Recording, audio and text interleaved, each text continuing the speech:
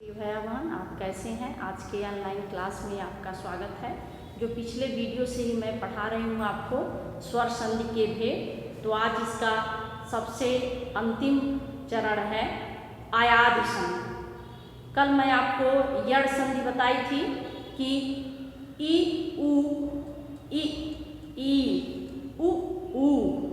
री के बाद कोई भिन्न जाति का स्वर आता है, कोई भिन्न जाति का स्वर आता है तो ई के स्थान पर य और उ के स्थान पर व, री के स्थान पर र हो जाता है। अब यह अयादि संधि उससे अलग है। सभी संधि आपको मैं बार बार यही बताना चाह रही हूँ, बता भी रही हूँ कि जितने स्वर संधि हैं सभी संधि जो है सबकी अलग अलग, उसके नियम अलग अलग, एक जैसे नियम किसी संधि में आपको नहीं मिलेंगे। जब एक नियम आप लेके चलेंगे तो संधि गड़बड़ हो जाएगी। इसलिए सबके नियम को अलग अलग समझिए और अलग अलग पढ़िए, नोट करिए। यह आज आपको मैं अयादि संधि पढ़ाऊंगी। यदि किसी प्रथम शब्द का अंतिम वर्ण, किसी भी शब्द का प्रथम शब्द का अंतिम वर्ण क्या हो, ए, इसको बच्चों हश्व और दीर्घ हम नहीं कहेंगे, ये सभी दीर्घ हैं, हश्व की श्रेणी में नहीं आते। तो ए, ओ, औ, हो तो तथा द्वितीय शब्द का प्रथम वर्ण कोई भिन्न स्वर हो तो उसमें परिवर्तन होता है, जिससे अयादि संधि बनती है।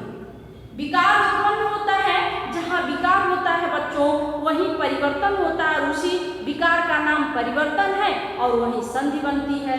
तो यहाँ यदि किसी प्रथम शब्द का अंतिम वर्ण क्या हो, यदि किसी प्रथम शब्द का अंतिम वर्ण ए, ओ, हो और उसका मेल अपने से भिन्न जाति के स्वर के साथ होता है तो वहाँ क्या होती है, अयादि संधि होती है। अब यहाँ द्वितीय शब्द का प्रथम वर्ण कोई भिन्न जाति का स्वर हो तो उसका इसके मेल से ये जितने स्वर हैं, ये चारों स्वरों का जब भिन्न जाति के स्वर से मेल होता है तो वही अयादि संधि बनती है। नियम भी है, देखिए ए का कोई भिन्न स्वर, ए का आए, ए का क्या हो जाएगा, ए का जब अ से मेल हो जाएगा तो आए हो जाएगा, ए का जब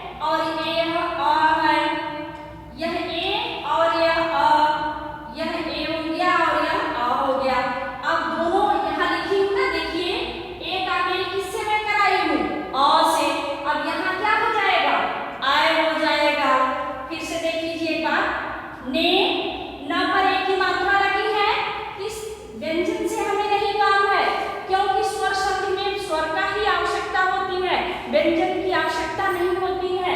देखिए यहाँ हम एक ही मात्रा तुरंत उठा लेंगी और ला के इसे हम यहाँ रखूंगी। देख लीजिए, रख रही हूँ, ए लिखी, फिर यहाँ मैं अ लिख दी, ये अ हो गया बराबर क्या हो गया आय। अब यहाँ क्या हो गया न, न हम विसर्ग लगा के लिखेंगी। अब यह अ लिखना है, आय हमको लिखना है ना, यह आय लिख दी, यह आय, इससे जब मेल हुआ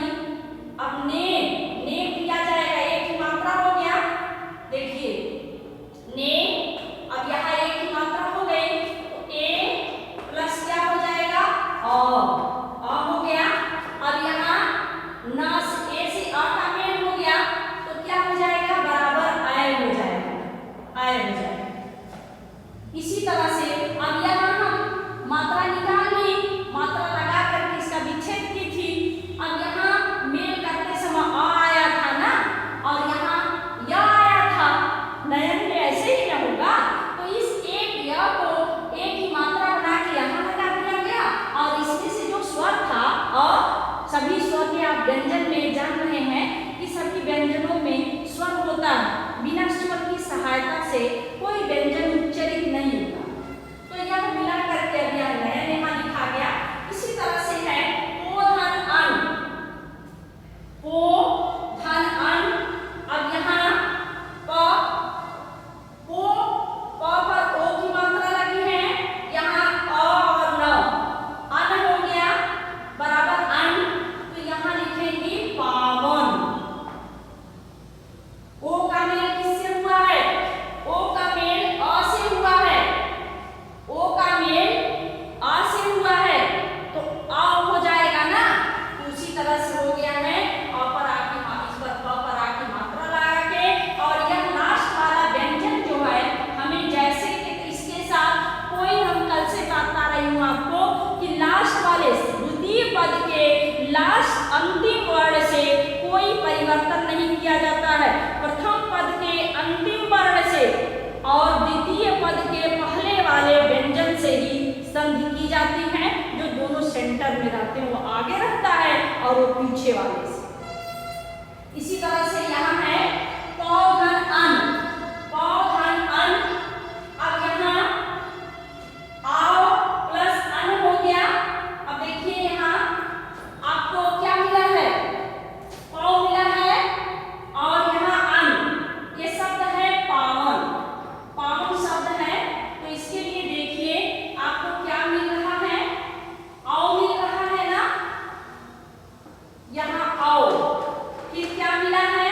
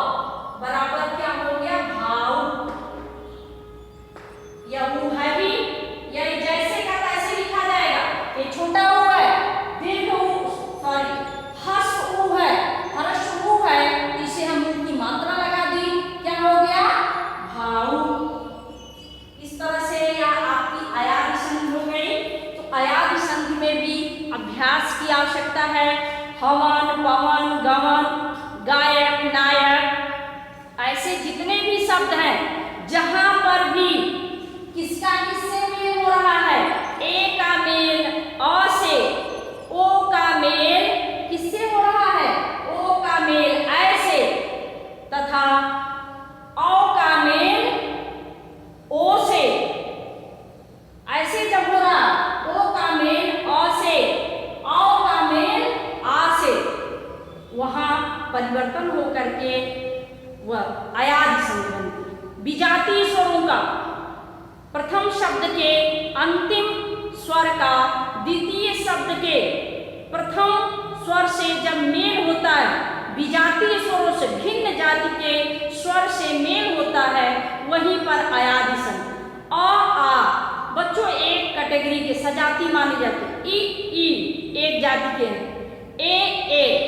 अब यहाँ आप देखे हैं कि ए का किससे मेल हो रहा है, अ से, ए का आ से, ओ का अ से हो रहा, औ का आव से हो रहा, आ से हो रहा, आ नहीं, तो वही मिल करके यहाँ व बना और यहाँ य बन जा रहा है। वह भी वह हर्ष ही दिखाया जाएगा, आधा दिखाया जाएगा, पूरा नहीं दिखाया जाएगा। तो यह आपकी अयादि संधि थी। स्वर संधि के जो 5 भेद हैं उसमें यह अंतिम वाला था अयादि संधि, उसे भी आज मैंने पढ़ा दिया। अब इसे समझिए और समझने की आवश्यकता है, नहीं समझ में आ रहा तो फिर से वीडियो देखिए। ऐसे अन्य उदाहरण को लेकर के उसका संधि विच्छेद करिए, फिर उसका संधि करिए अर्थात शब्दों को जोड़िए और उसका विच्छेद करिए। कई उदाहरण का जब अभ्यास करेंगे तभी आप संधि को पहचानने में या उसे समझने में आप सफल हो जाएंगे और संधि कभी आपसे भूलेगी नहीं। हमारी यही अपेक्षा है कि आप संधि रोज दूसरे को पढ़ाएं, आपके अच्छे से समझ में आ गया होगा। हम अपेक्षा ही कर रहे हैं कि आप समझ गए होंगे। तो धन्यवाद, आज के लिए बस इतना ही। आपका दिन मंगलमय हो।